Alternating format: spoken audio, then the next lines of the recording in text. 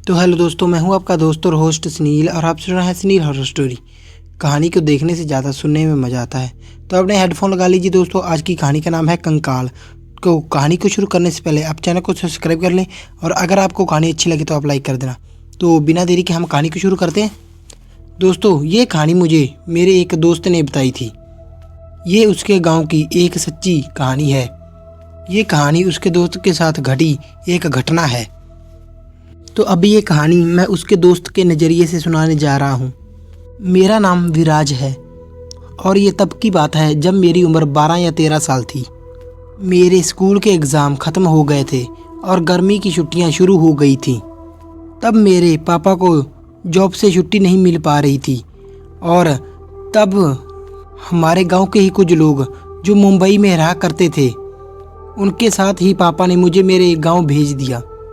मेरा गांव नासिक है और तब मैं मेरे दादा दादी के घर जाने के बजाय मेरे नाना नानी के यहाँ रहने चला गया था, क्योंकि वहाँ पर मेरे बहुत सारे दोस्त थे और वहाँ का मौसम भी मुझे बहुत अच्छा लगता था।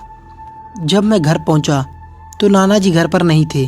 मेरे घर आते ही नानी ने पहले मुझे कुछ मीठा खाने को दिया और जैसे ही मेरे दोस्तों को पता चला कि मैं शहर से आया हूँ तो मेरे सारे दोस्त मुझसे मिलने के लिए भागे चले आए और अब घर में रुकने का सवाल ही नहीं था।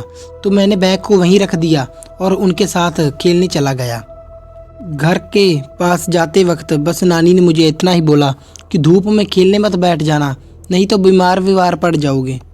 आज ही शहर से आए हो तो थोड़ा ध्यान रखना। मैं भी फिर हाँ करते हुए जल्दी जल्दी से घर से बाहर निकल गया। दोपहर तक हम गांव में यहाँ से वहाँ खेलते रहे। कभी किसी मंदिर में बैठ जाना तो कभी किसी दोस्त के आंगन में खेलने बैठ जाते, कभी किसी के खेत में घुस जाते तो कभी किसी पेड़ों और पहाड़ों के ऊपर जाकर चढ़ने लगते। और हाँ, ये बात को तो मैं आपको बताना ही भूल गया कि हमारे गांव को लगकर ही एक छोटा सा पहाड़ है। उस पहाड़ के नीचे ही जामुन के बड़े बड़े बहुत सारे पेड़ थे। उन पेड़ों की वजह से वहाँ पर बहुत ठंडी छाँव होती थी और वहाँ खेलना भी अब हमें अच्छा लगता था। अब दोपहर हो गई थी और हम अब भी वहीं पेड़ों के पास खेल रहे थे। जब मैं पेड़ पर चढ़कर एक टहनी पर बैठा हुआ था, तभी खेल खेल में मेरा ध्यान तभी नीचे ज़मीन की ओर चला गया। तभी वहाँ पर नीचे धूप में मुझे कोई चीज़ चमकती हुई दिखाई दी। तभी मैं झट से नीचे उतर गया पेड़ से। तो मैंने ज़मीन पर से थोड़ी मिट्टी हटाकर देखा तो वो कोई सोने जैसी चमकती हुई चीज़ थी। मैंने उसे ज़मीन से खींचकर बाहर निकाला। उसे बाहर खींचते ही उसके साथ साथ लकड़ी जैसा एक छोटा सा टुकड़ा उसके साथ बाहर निकल आया। तब मैंने देखा तो वो एक सोने के रंग का कंगन था। अब वो सच में सोना था या कुछ और था, तब इतना समझ में नहीं आता था, पर खेल खेल में मैंने उसे अपनी जेब में रख लिया और फिर कब ध्यान नहीं रहा वहीं खेलने लगा मैं।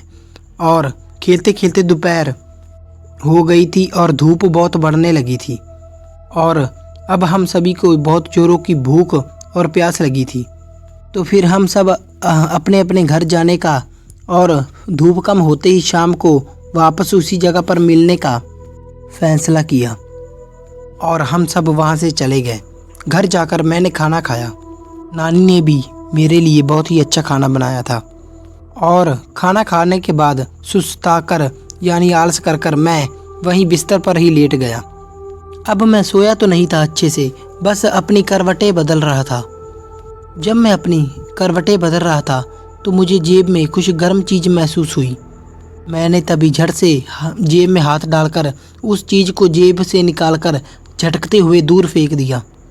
तब मैंने जब देखा तो वो वही कंगन था जो मैंने खेलते वक्त देखा था और असल में मैं ये भूल ही गया था कि मेरी जेब में ये कंगन है। मैंने वापस जाकर उसे उठा लिया और वो कंगन मैंने नानी को दिखाया। नानी ने भी तभी कुछ मिनट तक उसे ठीक से देखा और कहा कि ये सोने का कंगन लगता है, पर तुम्हें कहाँ से मिला? मैंने कहा कि वो पहाड़ी के नीचे पेड़ों के पास मैं खेलने चला गया था तो वहीं पर पड़ा हुआ मुझे मिला। तो नानी ने कहा अच्छा ठीक है, पर ये हमारा नहीं है और अगर ये कोई इंसान इसे कंगन को ढूंढते हुए आ गया तो हम उसे ये दे देंगे। और इतना कहकर नानी ने उस कंगन को एक अलमारी के अंदर रख दिया। अब शाम होते ही मैं फिर से दोस्तों के साथ खेलने चला गया और खेल खेल में मैं उस कंगन वाली बात को भी भूल ही गया।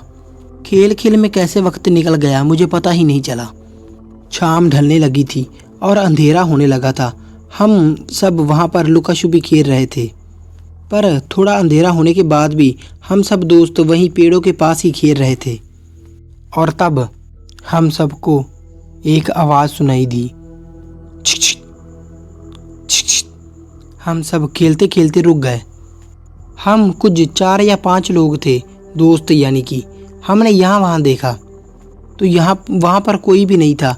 तो हम वहाँ खड़े होकर आपस में ही पूछने लगे कि किसने ये आवाज़ निकाली, पर हम में से किसी ने भी वो आवाज़ नहीं निकाली थी। और अगले कुछ ही पल में किसी ने फिर से हमें आवाज़ दी, छिक छिक। हम सब फिर से रुक गए।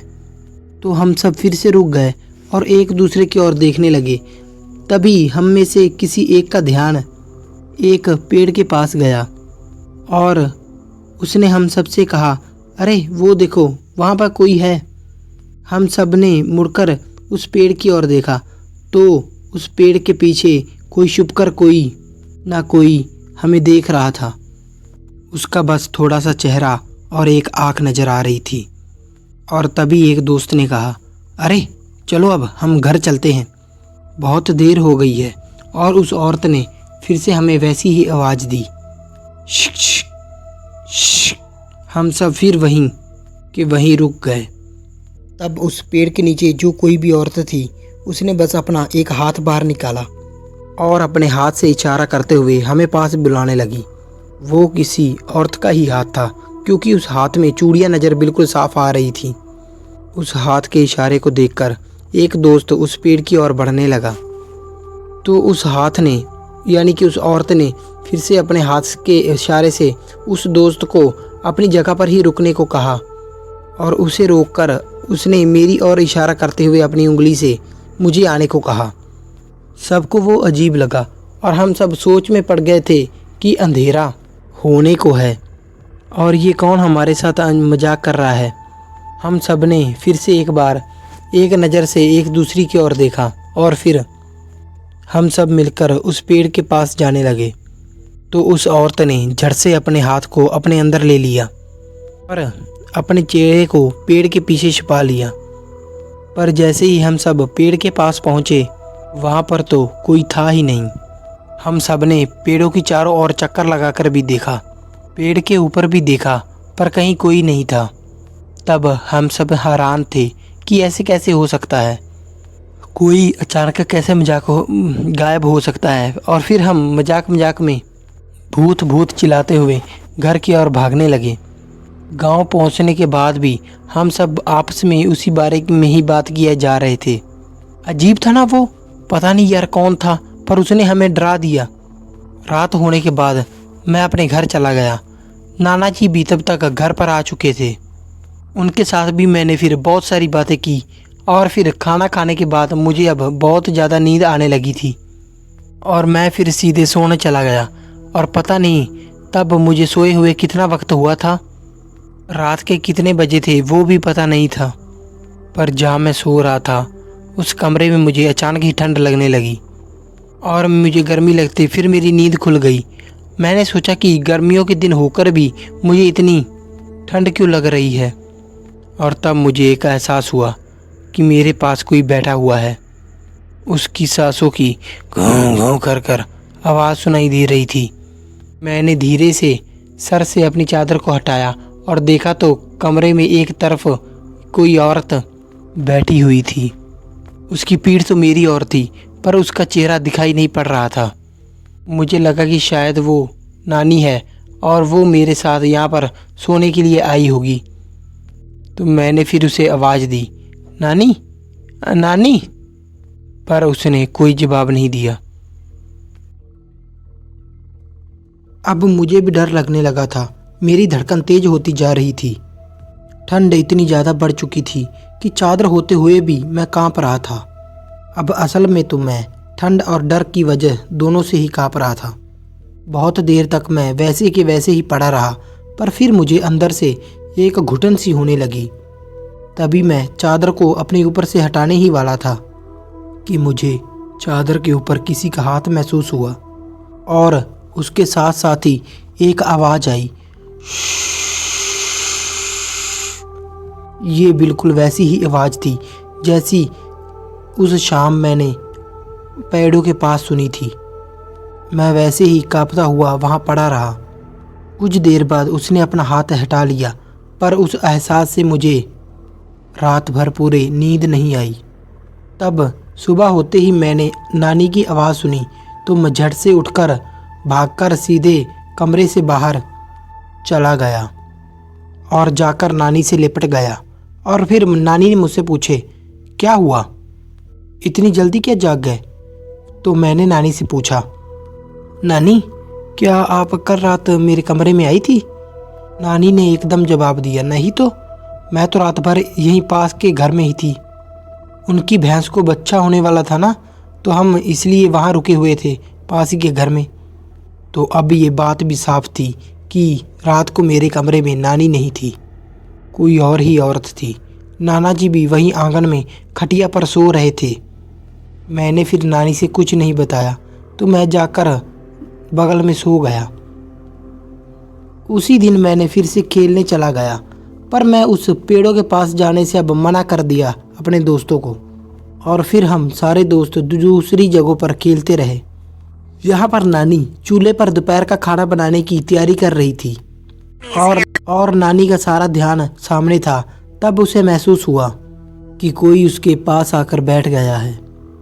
उसे 2-3 बार ऐसा महसूस हुआ, पर जब भी वो मुड़कर देखती तो उसे कोई भी नज़र नहीं आता था। अब दोस्तों, ऐसे मामले में गांव के लोग बहुत ही समझदार होते हैं। उन्हें ऐसी चीज़ों की आदत होती है और ऐसे एहसास को भी अच्छे से भाव लेते हैं। नानी को समझने में देर नहीं लगी कि घर में कोई ना कोई अजीब बात है जो उसे बार बार अपने होने का एहसास दिला रही है। और फिर कुछ देर बाद वो जैसे ही पानी लेने के लिए पीछे मुड़ी तो उसे उसी कमरे के एक कोने में एक काली परछाई नजर आई। वो पूरी तरह से काली थी और उसकी आंखें सफ़ेद नजर आ रही थी, जो कि नानू की ही घूर रही थी। पर वो देखकर नानी को डर नहीं लगा। नानी ने धीरे से चूल्हे से जलती हुई लकड़ी को बाहर निकाला और उसे कोने में फेंकने ही वाली थी तो वो परछाई हवा में कहीं घुल सी गई। उसके बाद भी नानी को कई बार ये एहसास हुआ कि कोई उसके पीछे पीछे चल रहा है। तो उन्हें ये समझ आ गया कि अभी के अभी इस चीज़ का इलाज करना होगा, नहीं तो वो इस घर को नहीं छोड़ेगी। तो शाम होते ही जैसे ही नाना जी घर पर आए तो नानी ने उन्हें ये घर की सब बात बता दी। तो नाना जी पुराने ज़माने के इंसान थे और ऐसी चीज़ों से छुटकारा पाने के टोटके के बारे में वो बहुत अच्छी तरह से जानते थे। तो उन्होंने नानी को बाहर रुकने को ही कहा और वो खुद घर के अंदर जाकर हर कमरे की तलाशी लेने लगे।